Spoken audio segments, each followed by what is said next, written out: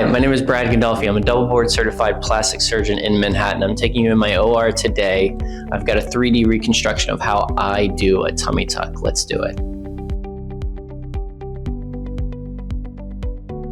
My first step after you're asleep is I'm going to put some medications underneath your skin, and that's going to numb your entire belly and minimize bleeding throughout the procedure.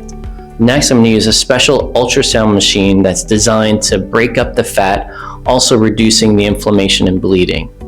Then I'm going to perform liposuction. I spend a lot of time on this step to allow me to create nice natural contours after your surgery is done.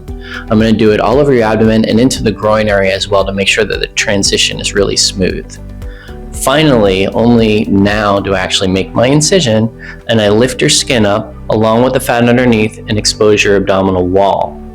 Once that's exposed, we're going to take some numbing medication and put it actually into your muscles. We call this a block, and that's to help out both with your pain during the surgery and after surgery. We're then going to use sutures in multiple different layers to pull those muscles together and then pull the skin on top of the muscles. All your excess skin is going to be removed from below.